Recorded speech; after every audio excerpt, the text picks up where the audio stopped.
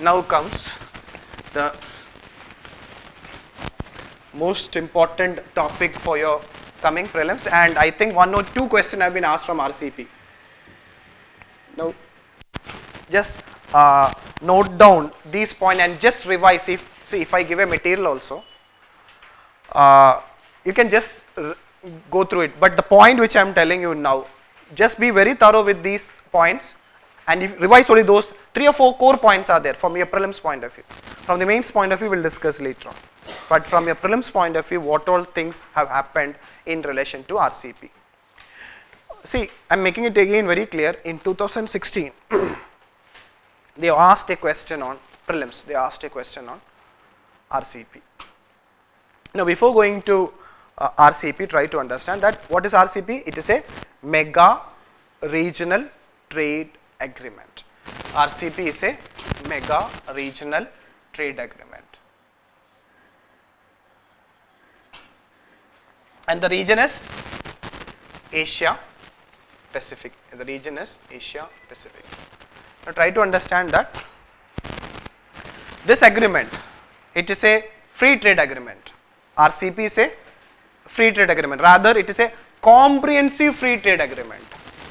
RCEP is a comprehensive free trade agreement in the sense that it have included goods, it has included services, it has included investment, it has included intellectual property rights, it has included economic and technical cooperation, etc. So almost everything has been included under this free trade. So it's a comprehensive free trade agreement. You know the meaning of free trade agreement. What is the specialty of free trade agreement?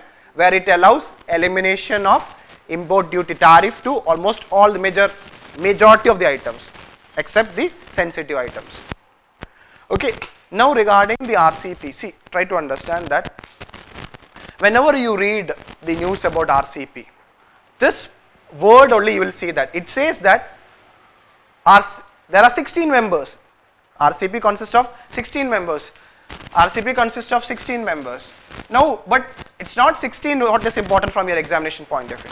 It says that RCEP consists of ASEAN. So you need to know who are the ASEAN members. RCEP consists of ASEAN and its 6 free trade agreement partners. This is the core point. RCEP consists of ASEAN and its 6 FTA partners. So all the other 6 member countries. So you are very thorough with ASEAN members. That's why I told you ASEAN. Take the map, Southeast Asian region, note down what all those countries are there under ASEAN. Now you need to be very thorough. So ASEAN 6 free trade agreement partners are there in RCEP. That's it. These are the 16 member countries. You need to know who are that. Now you can relate RCEP member countries to your international organization. If you have studied East Asian Summit, East Asian Summit members and RCEP members are the same. So from here, see, but I will not discuss from that angle, I will discuss only from the economic angle. That's why I use the word ASEAN and its 6 free trade agreement partners. Now this point I will tell you, it's a very vital point. Whenever you read newspaper on RCEP, this point will be repeated. In the end, this point will be say that it consists of ASEAN. They may explain that 10 member country, and then it says that and its 6 free trade agreement partners or members. Okay, so this is a very important point. Now regarding try to understand in relation to population or in relation to global trade, it constitute, see, population wise, since India and China is there, see, India is a member, so obviously it constitute somewhere around 45% of the global RCEP members constitute 65% of the global population. Now what is this 6 free trade agreement partners? So this is very important for us. 6 FTA countries of ASEAN. One is, see, ASEAN plus 3, we call it as ASEAN plus 3. All the 3 are East Asian countries. That is Japan, China and South Korea. Japan, China and South Korea. Then India. The 2 more are there, very easy, Australia and New Zealand. Australia and New Zealand. So these are the 6 free trade agreement partners of ASEAN. Now, so if you notice one thing, Japan and China, so they are the second and third. China second in relation to global GDP. So it's economically two top 3 countries are there in RCEP. Now the growing India will also soon join. So that's the reason why, but try to understand that even though these are there, it constitutes only 25% or quarter of global GDP, 25% approximate of global GDP. So unlike other mega regional trade agreement like Trans-Pacific Partnership and Transatlantic Investment Partnership, Trade and Investment Partnership Agreement, they almost constitute, because US is involved, almost 50% of global GDP. Just have an idea. You don't know in which way UPSC will ask question. Now, from your examination point of view, try to understand that this negotiation for RCEP started long back in November 2012. So almost more than 5 years have passed, or the fifth year is running. Already 17 round of negotiations have happened. 17 round of negotiations have happened, and if you can see that now what is happening is that almost every 2 months, now see they are speeding up. Now every 2 months, in the recent 1.5 years, in every 2 months, negotiation is going on. In April, I think it is going to happen in Philippines, I think so. But in one thing is sure, in July, it's going to happen in India, in Hyderabad. So I hope that it's almost by July, RCEP will be negotiated. If it goes like this, or maybe in the end of, see whether the RCEP is negotiated and will be agreed, agreement signed or not, you will get a question, because a lot of articles is coming from RCEP. Now you need to understand regarding the India stand. What is India from the India's perspective, from your angle? What type of, see from the India's perspective, from your prelims question, from the prelims part. Now try to understand that with ASEAN we are having a free trade agreement. Now out of this other 5 member countries, with Japan we are having, so with ASEAN we are already having, with ASEAN we are having a free trade agreement. With ASEAN we are having a free trade agreement. With Japan we are having a free trade agreement, what is called as Comprehensive Economic Partnership Agreement. With South Korea also, India is having a free trade agreement, also called as Comprehensive Economic Partnership Agreement. So it is like this. With ASEAN we are having a free trade agreement. It's from the examination point of view, it's very important. I'm talking from India perspective. So see, it's very clear when we say that ASEAN, it's 6 free trade agreement partners, it means that India and ASEAN is having a free trade agreement. It's very clear. Now South Korea and Japan, we are having FTA. India is having FTA. Now other 3, that is China, this is very important. China, Australia and New Zealand. This is very, very important. With these 3 member countries, RCEP member countries, we are not having any FTA. This is very, very, very important. Now again, whenever you read the news, this point will come. Whenever you read the newspaper, this point will come. India is not having any FTA with China, Australia and New Zealand. With Japan we are having, so it's a fact, but it's a universal fact. So many times it has come and it will come again. Now whenever you read the newspaper article on RCEP, already that point will come and this point will come. And if UPSC asks a question, don't blame UPSC. It's your fault. You didn't read it. UPSC have given lot means in newspaper, so many times this news have come. Don't say that UPSC asked a factual question. It's a very simple question. So be very clear with it. And there are other issues also. So why I am segregated? So 16 members. So if India is removed, members are there.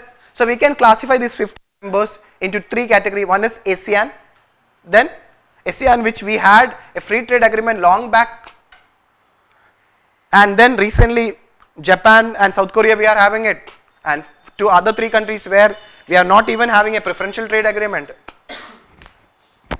So there are 3 category of countries in this. So here from the initial stage onwards, India's approach towards RCEP member countries was that we have proposed a 3-tier structure. This is very important. The 3-tier structure. This was India's proposal. What do you mean in relation to tariff elimination? India has proposed a 3-tier structure. 3-tier structure for what? Tariff elimination of goods. India said that among its tradable items, for ASEAN, India will give 80% of the items for tariff elimination. See, try to understand, it's a free trade agreement. In free trade agreement, it's tariff elimination. So 80% of the tradable items with ASEAN, India give what? So rest of the 20 items will be put under sensitive list. Now for South Korea and Japan, this is the word it's used. For South Korea and Japan, to which India is having a free trade agreement, we will give 65% of the items. 65% of the items. So 65% of the tradable items we will give, tariff will be 0. And for China, Australia and New Zealand, to those countries which were not having any free trade agreement, we have proposed a rate for 42.5%. But in the late 2016 negotiation, but see, India was adamant with this trade agreement. But actually what happened is that all other member countries didn't support it because it's a violation. No, in anywhere, in any of the free trade agreement, there were 3-tier structure. So all the member countries opposed it. Then finally, in I think in the end of 2016, India have said that okay, we will withdraw. Instead of 3-tier structure, we will go for single tier. It means that we will not classify free trade agreement country, ASEAN or non-free trade agreement country. Instead of that, we will give a single tier. But give us flexibility. Flexibility means for non-FTA member country, we need to get more longer time period to implement. Like in WTO, special and differential treatment. For these countries, for China, Australia, New Zealand, we require longer time period to implement. But not only this, so before India making a single tier commitment, it also made one thing. Okay, so before going to that concept, what is called like this very important concept, what is called as India have got this right. In other member countries have said that we will give you what is called as single undertaking. This word is very important. Single undertaking. What is that single undertaking? We'll discuss. Now that the 3-tier structure proposed by India is mainly for goods. Services is not included. Okay. Now I'll tell you what happened. So before going to what is this single undertaking, he said this that. Okay, just we need to go back to 2010. What is the specialty of 2010? The year in which India-ASEAN Free Trade Agreement in goods came into force. So while negotiating with India while negotiating with ASEAN member countries, what in this negotiation, what ASEAN said that first we will go for free trade agreement in goods. First we will implement FTA in goods. Later on, we can negotiate and implement free trade agreement in services. India was inexperienced in negotiating free trade agreement. India agreed. Agreement signed.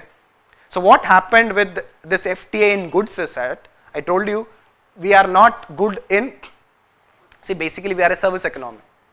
See, our expertise lies in services. So India thought that okay, after FTA in goods is signed, ASEAN will go start negotiating for services, and it will open up their services sector, and then the trade, we can increase the trade in services. But what happened is that after FTA in goods signed, India's that bargaining chip have lost. Why? We already reduced the tariff for many of the tradable good items, and ASEAN kept on delaying talks in FTA in services. So because of this, we didn't benefited with free trade agreement with ASEAN. Even though our trade have increased in relation to ASEAN, but that increase was mainly in favor for ASEAN. The imports have increased more than, see, our exports have increased, but more than export, imports have doubled than exports.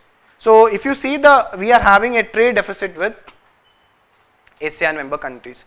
Now in RCEP negotiation, India have had a very bad experience. India clearly said that we will sign goods and services together. That is what is called a single undertaking. In one venue, once everything is finalized, not only in goods, agreement have to sign in services also.